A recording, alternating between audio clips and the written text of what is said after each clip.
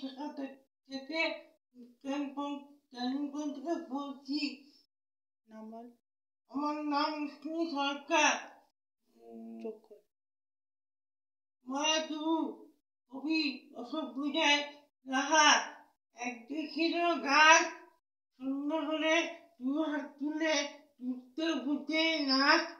আবার হঠাৎ কখন মনের মাথায় ইট মেয়ে গান দুটো যখন ঝালুক করে ঘাল ফুলিয়ে উঠতেছে গড় গড়, বৃষ্টি বলে রাস্তা আবার কম্প দিয়ে জল।